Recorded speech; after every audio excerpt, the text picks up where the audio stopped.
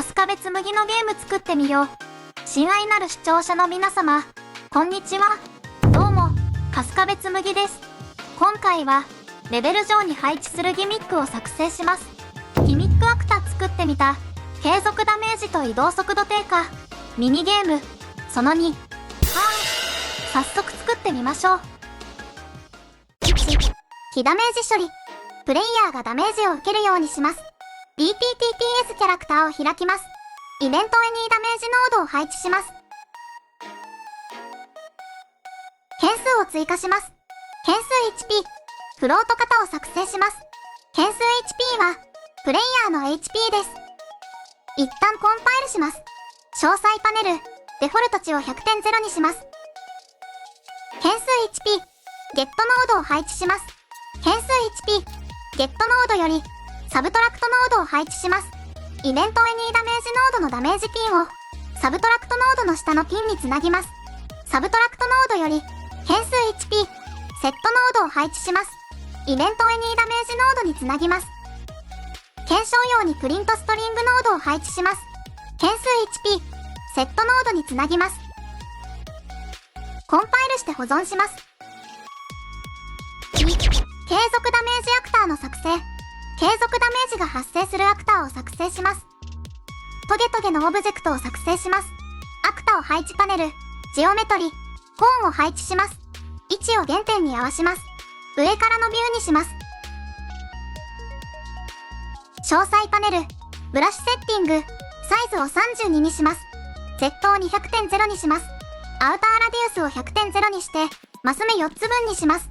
スケールを 0.25、0.25、0.25 にします。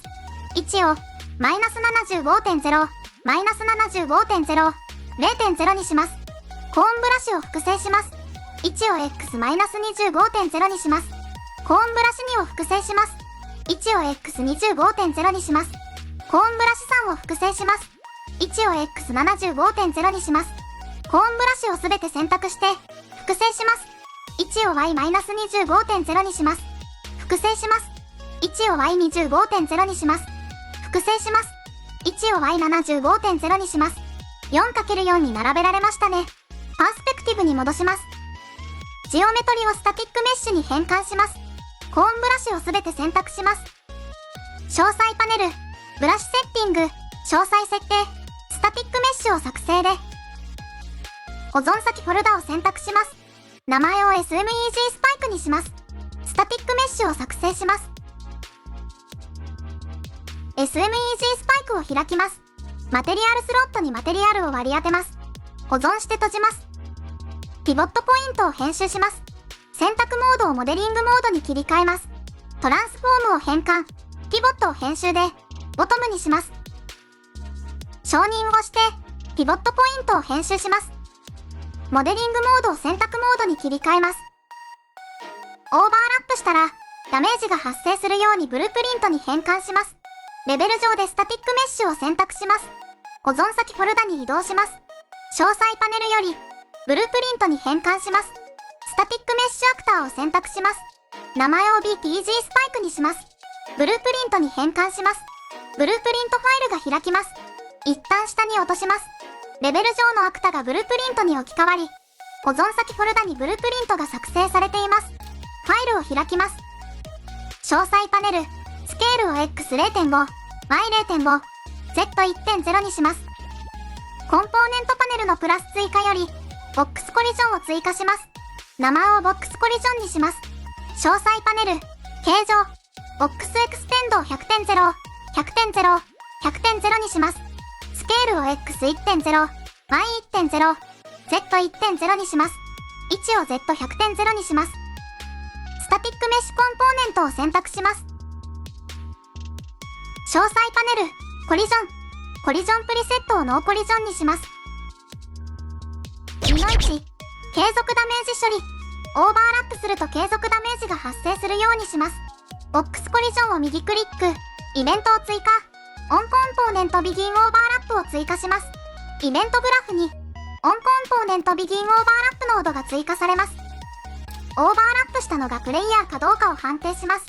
アザーアクターピンを右クリックして、変数へ昇格します。名前を Begin as Actor にします。変数 Begin as Actor、セットノードより DPIFTPS プレイヤーステート、メッセージノードを配置します。is プレイヤーコントロールドよりブランチノードを配置します。オーバーラップしたのがプレイヤーであれば、true に処理が流れます。継続用のタイマーを作成します。セットタイマー by ファンクションネームノードを配置します。ファンクションネームに、この後作成するカスタムイベント EV ダメージを記入します。タイムを 1.0 にします。ルーピングを有効にします。1秒おきにカスタムイベント EV ダメージに処理が流れます。リターンバリューを右クリックして、変数へ昇格します。名前をタイマーにします。カスタムイベント EV ダメージを作成します。変数 Begin as Actor、ゲットノードを配置します。変数 Begin as Actor、ゲットノードよりアプライダメージノードを配置します。カスタムイベント EV ダメージにつなぎます。ベースダメージを 10.0 にします。右クリックして変数へ昇格します。インスタンス編集可能を有効にします。オーバーラップすると1秒おきに 10.0 のダメージを与えます。このままつなぐとオーバーラップして1秒後にダメージが発生します。オーバーラップするとすぐにダメージが発生するようにしたいので、カスタムイベント EV ダメージを配置します。ブランチノードの true につなぎます。セットタイマー by ファンクションネームノードをつなぎます。エンドオーバーラップすると、タイマーを停止して、継続ダメージが停止するようにします。ボックスコリジョンを右クリック、イベントを追加、オンコンポーネントエンドオーバーラップを追加します。イベントグラフに、オンコンポーネントエンドオーバーラップノードが追加されます。エンドオーバーラップしたのがプレイヤーかどうかを判定します。as Actorピンより、DPIFTPS プレイヤーステート、メッセージノードを配置します。is プレイヤーコントロールドより、ブランチノードを配置します。エンドオーバーラップしたのがプレイヤーであれば、true に処理が流れます。タイマーを停止します。変数タイマー、ゲットノードを配置します。変数タイマー、ゲットノードより、クリア&インバリデートタイマー by ハンドルノードを配置します。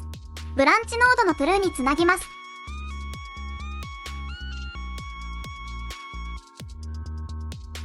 コンパイルして保存します。起動してみましょう。1秒おきにダメージが発生してますね。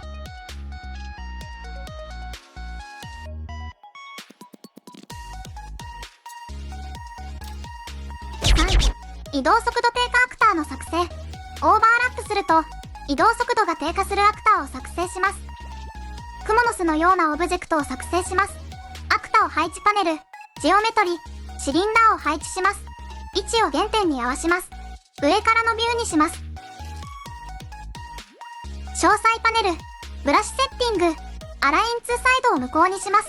アライン2サイドは向きを面に合わせるかどうかです。フォローを有効にして空洞にします。インナーラディウスを 90.0 にします。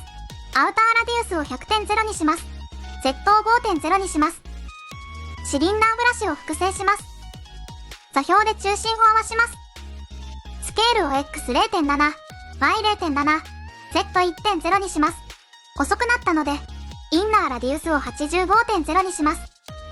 シリンダーブラシを複製します。座標で中心を合わします。スケールを X0.4、Y0.4、Z1.0 にします。フォローを無効にして空洞を埋めます。アクタを配置パネル、ジオメトリ、ボックスを配置します。詳細パネル、ブラシセッティング、X190.0、Y10.0、Z5.0 にします。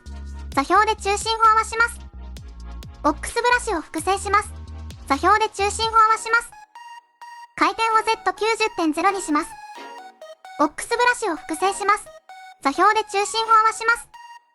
回転を Z-45.0 にします。ブラシセッティング、X270.0 にします。ボックスブラシを複製します。座標で中心を合わします。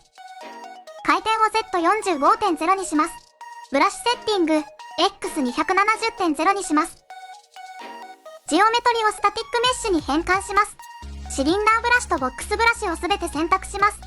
詳細パネル、ブラシセッティング、詳細設定、スタティックメッシュを作成で、保存先フォルダを選択します。名前を SMEG スパイダーウェブにします。スタティックメッシュを作成します。白色のマテリアルを作成します。右クリック、マテリアル、名前を M ベースにします。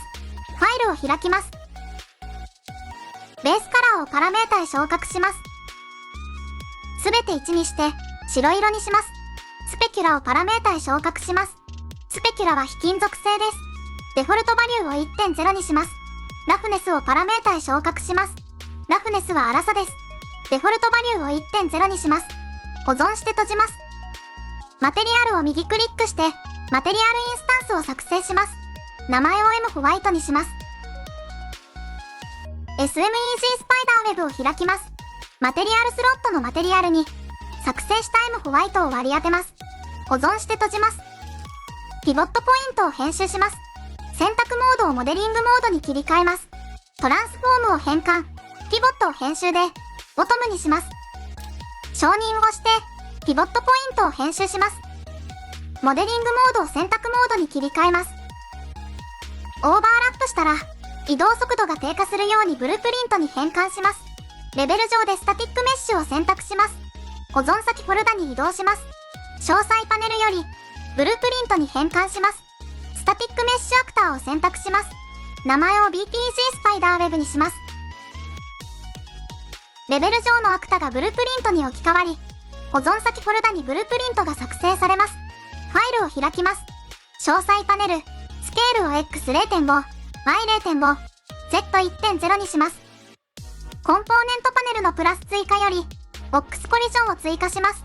名前をボックスコリジョンにします。詳細パネル、形状、ボックスエクステンドを 100.0、100.0、100.0 にします。スケールを X1.0、Y1.0、Z1.0 にします。位置を Z100.0 にします。スタティックメッシュコンポーネントを選択します。詳細パネル、コリジョンプリセットをノーコリジョンにします。一旦、コンパイルして閉じます。パースペクティブに戻します。3の1、DPI 関数、ダウンスピードとアップスピードの作成。プレイヤーに移動速度が低下する通知を送るために、関数を作成します。DPI TPS プレイヤーを開きます。プラス追加より、新規関数を追加します。名前を BPIF ダウンスピードにします。詳細パネル、インプットに変数を追加します。変数ダウンスピード、フロート型を作成します。変数ダウンスピードは、移動速度の低下量です。プレイヤーに移動速度が上昇する通知を送るために、関数を作成します。プラス追加より、新規関数を追加します。名前を BPIF アップスピードにします。詳細パネル、インプットに変数を追加します。変数アップスピード、フロート型を作成します。変数アップスピードは、移動速度の上昇量です。移動速度低下中かどうかの変数を追加します。BPIF TPS プレイヤーステートを選択します。詳細パネル、アウトプットに変数を追加します。変数スロースピード、ブーリアン型を作成します。変数スロースピードは、移動速度低下中かどうかです。コンパイルして保存します。3の2、移動速度低下処理。BTG スパイダーウェブにオーバーラップすると、移動速度が低下する処理を記述します。BTG スパイダーウェブを開きます。ボックスコリジョンを右クリック、イベントを追加、オンコンポーネントビギンオーバーラップを追加します。イベントグラフに、オンコンポーネントビギンオーバーラップノードが追加されます。オーバーラップしたのがプレイヤーかどうかを判定します。アザーアクターより、BPIF TPS プレイヤーステート、メッセージノードを配置します。is プレイヤーコントロールドより、ブランチノードを配置します。オーバーラップしたのがプレイヤーであれば、トゥルーに処理が流れます。スロースピードより、ブランチノードを配置します。プレイヤー判定のブランチノードのトゥルーにつなぎます。移動速度低下中であれば、トゥルーに処理が流れます。移動速度低下中でなければ、プレイヤーに移動速度低下量を送ります。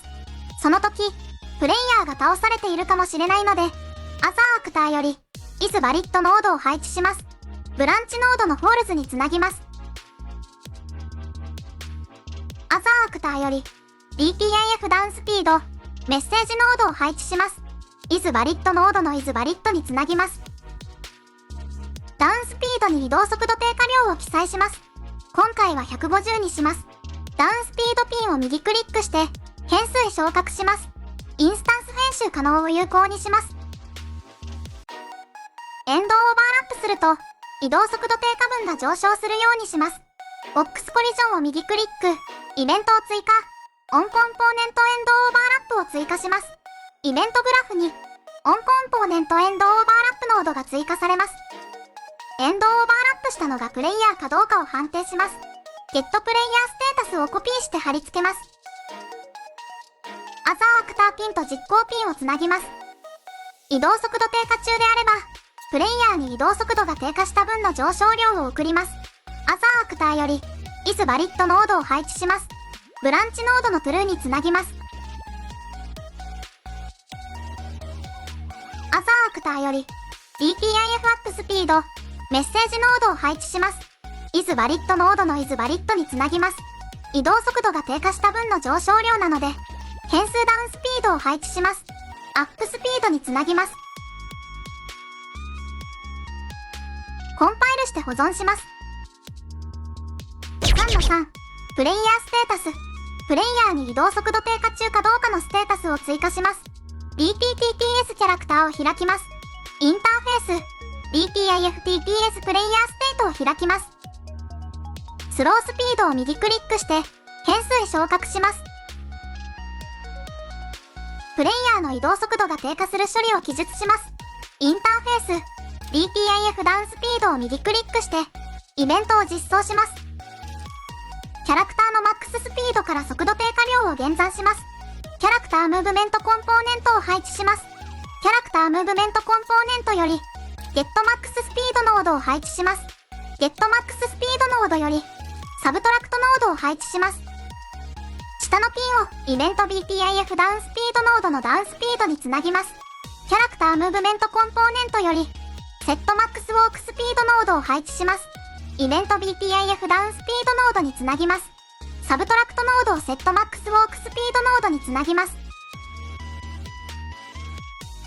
変数スロースピード、セットノードを配置します。有効にしてセットマックスウォークスピードノードにつなぎます。プレイヤーの移動速度が上昇する処理を記述します。インターフェース、DPIF アップスピードを右クリックしてイベントを実装します。ダウンスピードの処理をコピーして貼り付けます。サブトラクトノードをアドノードに置き換えます。変数スロースピード、セットノードを無効にします。検証用としてイベントティックノードを配置します。キャラクタームーブメントコンポーネントを配置します。キャラクタームーブメントコンポーネントよりゲットベロシティノードを配置します。ゲットベロシティよりベクターレンクスノードを配置します。プリントストリングノードを配置します。イベントティックノードにつなぎます。ベクターレンクスノードをプリントストリングノードにつなぎます。コンパイルして保存します。起動してみましょう。オーバーラップすると移動速度が低下しましたね。エンドオーバーラップすると移動速度が元に戻りましたね。4、侵入禁止アクターの作成。キャラクターだけが通り抜けできないアクターを作成します。アクターを配置パネル、ジオメトリ、ボックスを配置します。詳細パネル、ブラシセッティングを100、100、50にします。ジオメトリをスタティックメッシュに変換します。詳細パネル、ブラシセッティング、詳細設定、スタティックメッシュを作成で、保存先フォルダを選択します。名前を SMEG ノーエントリーにします。スタティックメッシュを作成します。SMEG ノーエントリーを開きます。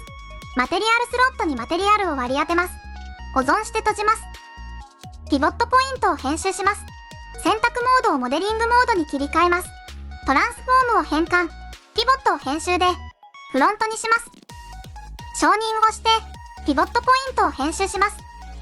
モデリングモードを選択モードに切り替えます。ブループリントに変換します。レベル上でスタティックメッシュを選択します。保存先フォルダに移動します。詳細パネルよりブループリントに変換します。スタタティックメッシュアクターを選択します。名前を BPG のエントリーにします。ブループリントに変換します。コンポーネントパネルのプラス追加より、ボックスコリジョンを追加します。名前をボックスコリジョンにします。詳細パネル、形状、ボックスエクステンドを 50.0、50.0、50.0 にします。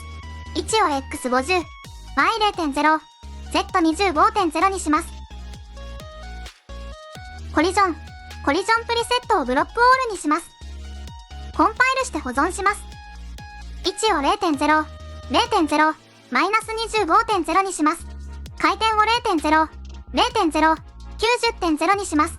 スケールを 3.0、1.0、1.0 にします。起動してみましょう。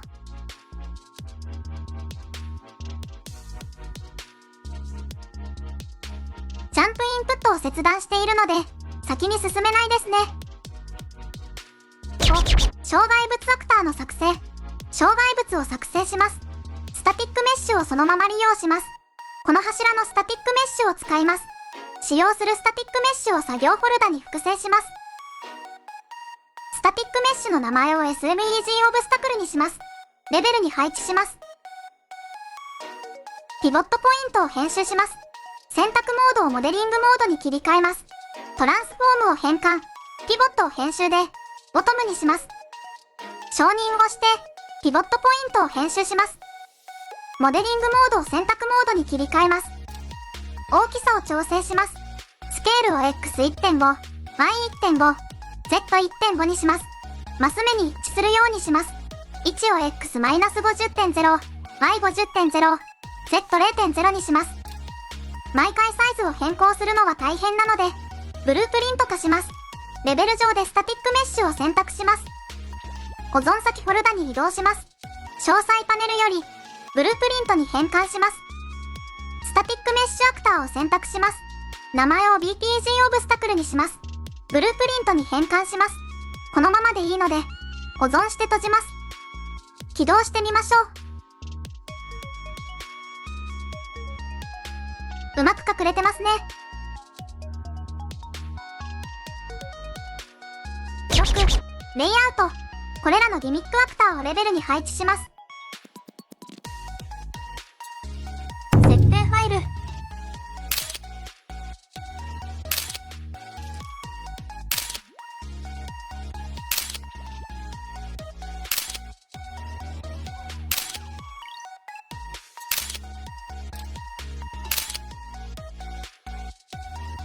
ギミックの種類や配置の仕方によって、ゲームの魅力は大きく変わりますよね。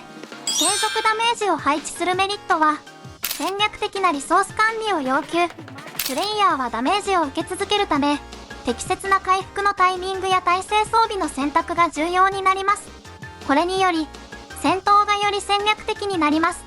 緊張感を演出。HP がじわじわ削られていくことで、プレイヤーは慎重な立ち回りを求められます。